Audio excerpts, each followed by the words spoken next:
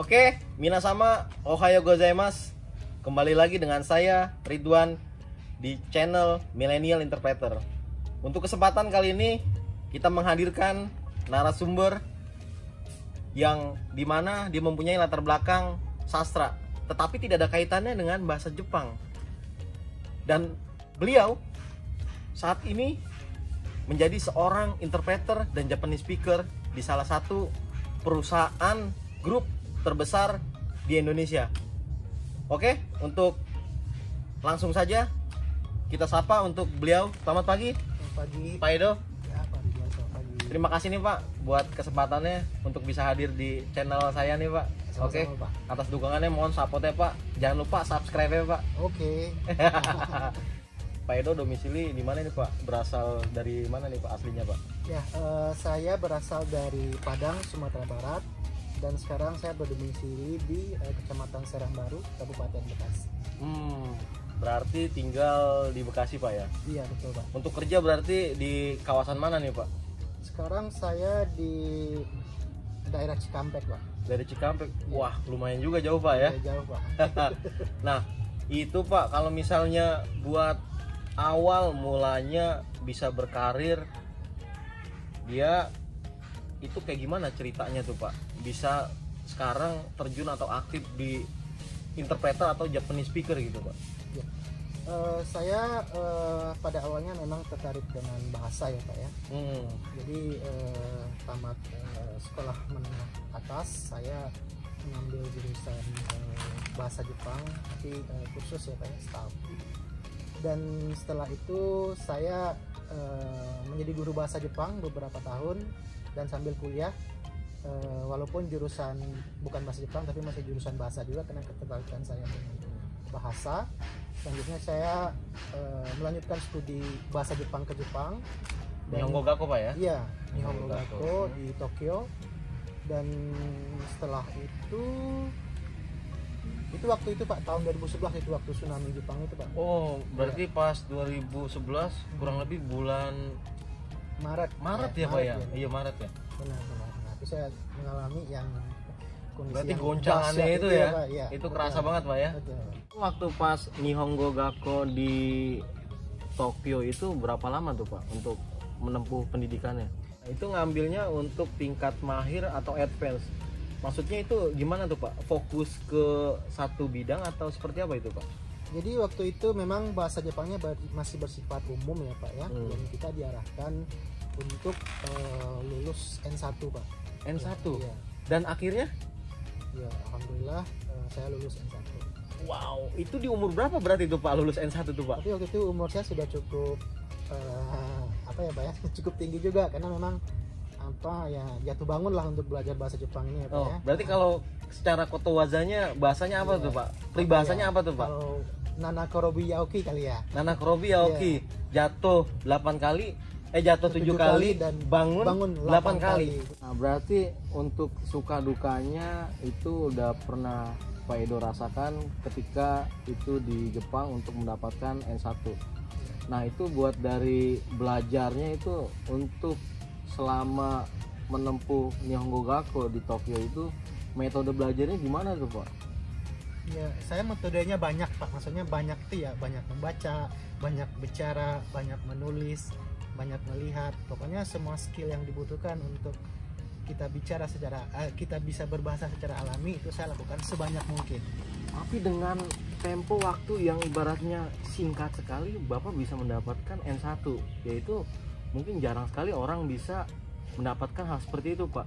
Mungkin ada trik dan tipsnya, kamu waktunya belajar untuk mengingat di jam sekian, untuk misalnya menulis jam sekian, ada nggak tuh Pak hal seperti itu Pak? Jadi untuk metode belajar seperti itu ya, kalau dari saya sendiri Pak, memang di pagi hari ya, ketika otak masih fresh, masih segar, nah itu saya ambil buku ya. Dan untuk bahasa Jepang memang tantangan yang paling berat buat saya adalah bagian membaca ya Pak ya. Huruf-huruf kanji yang sangat banyak sekali yang harus dikuasai. Dan itu ya saya alokasikan waktu pagi saya untuk belajar membaca. Berarti emang di waktu pagi itu bisa direferensikan untuk membaca bahasa Jepang Pak ya? Iya. Itu yang paling khusus kaitannya dengan kanji Pak ya? Iya. Kalau tadi menempuh Nihongo Gakko selama 1 tahun di Tokyo, Pak Edo sudah memiliki N1. Nah, kembali ke Indonesia itu ngapain tuh Pak? Maksudnya apakah langsung terjun ke dunia interpreter? Apakah seperti apa sih Pak? Ya, baik, jadi sekembali ke Indonesia tidak lama setelah itu saya diterima di sebuah perusahaan Jepang ya Pak ya. Kebetulan waktu itu perusahaannya perusahaan baru, merintis dari awal sekali dan manufaktur ya untuk spare part untuk sepeda motor dan mobil. Dan ya waktu itu kebetulan saya langsung direkrut sebagai interpreter. Masuk di situ tahun berapa tuh Pak? Dan berapa lama Bapak bekerja di perusahaan tersebut Pak? Untuk awal karir berarti Pak ya? Iya. Ya, saya masuk ke perusahaan tersebut tidak lama pulang dari Jepang tahun 2011 dan itu direkrut jadi interpreter dan saya berkat di perusahaan tersebut sekitar 5 tahun Pak. 5 tahun, wow, cukup lama sekali Pak ya. Ya. Berarti 2011, 2016.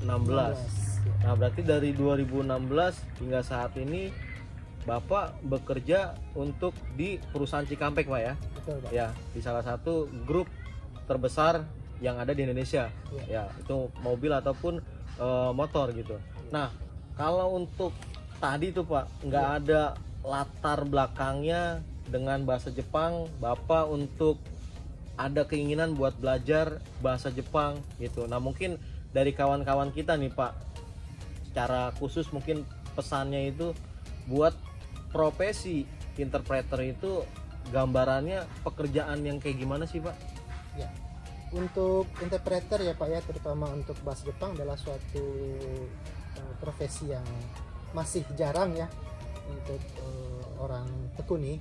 Jadi untuk kesempatan kita untuk dapat masuk ke dalam dunia interpreter ini sangat terbuka luas ya, apalagi untuk perusahaan Jepang itu sangat banyak di Indonesia ya Pak ya, dan mereka pasti membutuhkan interpreter muda yang bergairah, yang bersemangat untuk dapat mensupport perusahaan mereka di Indonesia ini. Dan memang untuk interpreter ini tantangannya sangat berat sekali ya. Dari diri saya sendiri pengalaman ya, walaupun saya sudah ya belajar bahasa Jepang di sebuah kursus dan dilanjutkan ke Jepang juga, ketika saya memasuki dunia interpreter di dunia kerja itu sangat beda sekali Pak tantangannya. Dengan JLPT N1 Pak ya? Ya betul Pak. Masih menghadapi kesulitan. Wow. Iya. Apa aja tuh Pak kesulitannya Pak? Mungkin di saat masuk dunia kerja tuh Pak? Ya terutama karena yang kita pelajari ya Pak di sekolah itu adalah bahasa Jepang umum ya Pak ya. Nah ketika kita masuk ke dunia kerja itu banyak sekali kosakata khusus, senbong yogo ya. Senbong yogo bahasanya Pak ya, istilah teknik Pak ya. Jadi intinya di sana kita dituntut untuk selalu mempunyai kemauan belajar hal-hal baru gitu. Tidak ada yang cukup. Kita harus selalu merasa haus dengan ilmu dan harus mengikuti atas kebutuhan ilmu tersebut. Nah, kalau misalnya tadi Bapak sampaikan ketika awalnya masuk itu bahasanya berbeda dengan Bapak pelajari di Nihongo Gakko di Tokyo. Nah, untuk mengatasi atau mengolah dari mungkin ada stres juga Pak ya? Iya betul Pak. Dari hal pertama, karena hal yang sangat beda sekali yang kita pelajari, ternyata dunia kerja seperti itu. Dan banyak juga realitanya itu untuk kawan-kawan kita mencoba untuk menjadi seorang interpreter, tapi mereka tidak bertahan lama, hanya 1 hari, 2 hari, 3 hari, tiba-tiba menghilang, sudah tidak ada di perusahaan tersebut.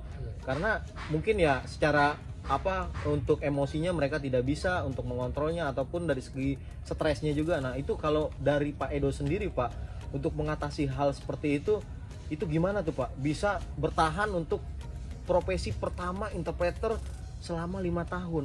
Itu awal-awal titik terberatnya di saat pertama itu gimana tuh Pak mengatasinya Pak?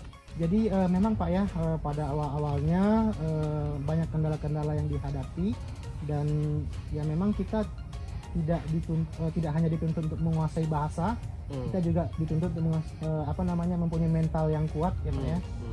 Ketika kita mengalami kendala sebagai seorang penghubung atau jembatan komunikasi antara orang Jepang dan orang Indonesia.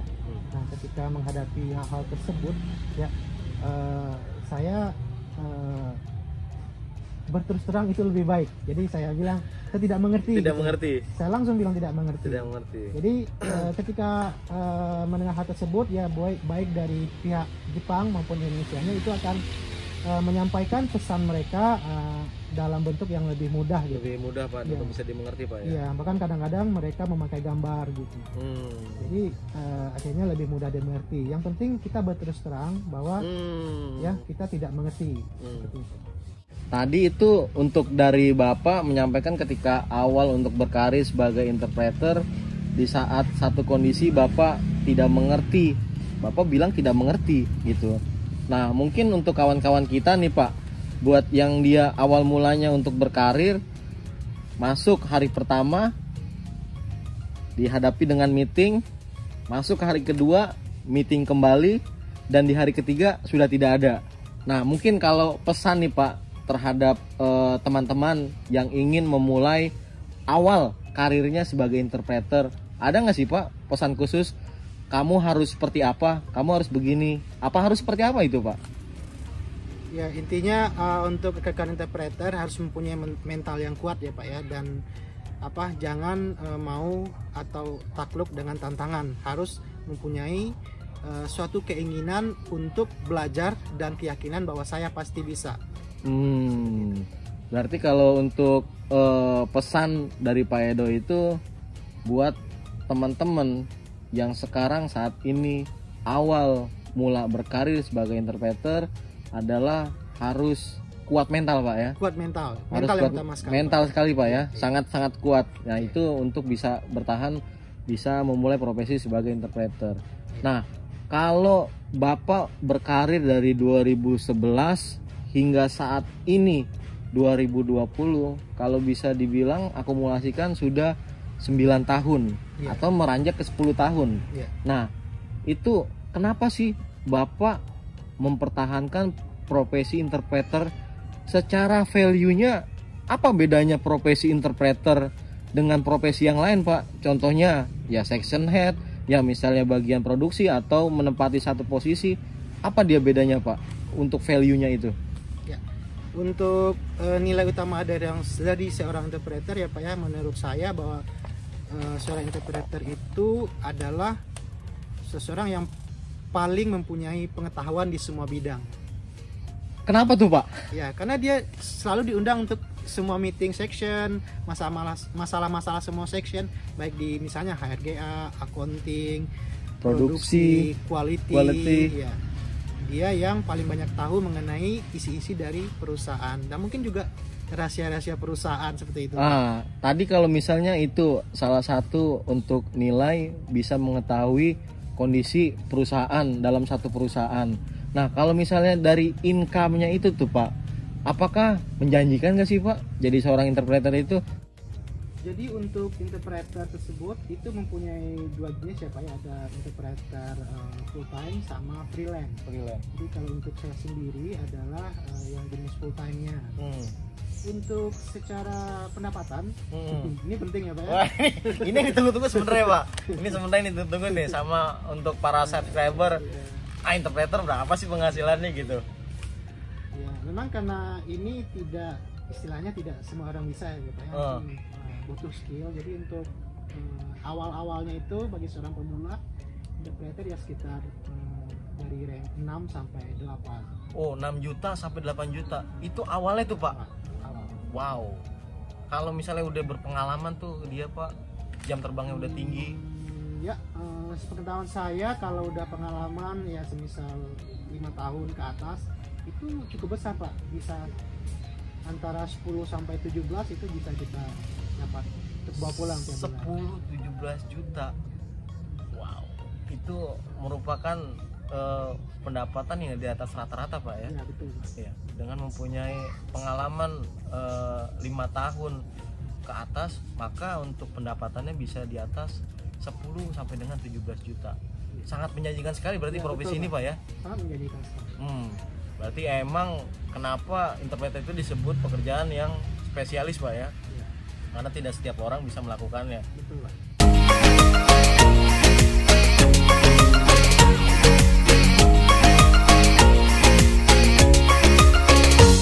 Nah, untuk pesan-pesan nih Pak buat teman-teman kita yang sekarang masih menempuh pendidikan di bangku kuliah, ataupun pesan-pesan untuk teman-teman kita yang masih magang ataupun Nihongo Gakko yang saat ini masih di Jepang, ataupun yang sudah lulus di Indonesia dan belum mempunyai pekerjaan gitu.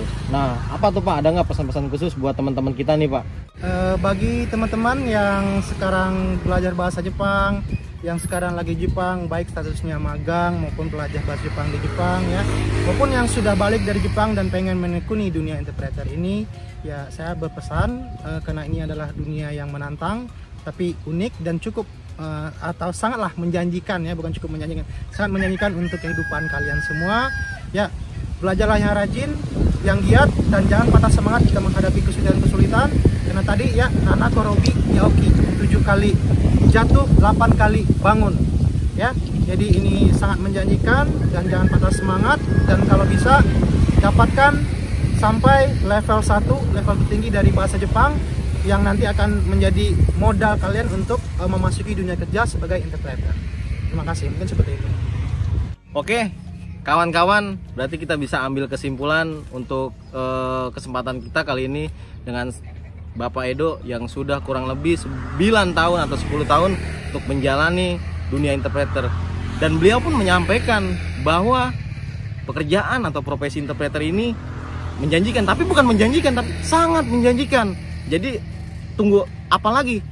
Apa yang harus kalian lakukan? Belajar. Jangan lupa mendapatkan JLPTN 1. Banyak cara untuk menyampaikan atau meraih sebuah mimpi.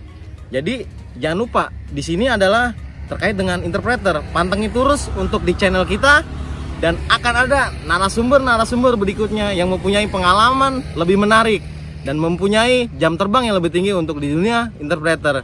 Oke? Mungkin cukup sampai di sini. Ketemu lagi nanti dengan saya. Sayonara.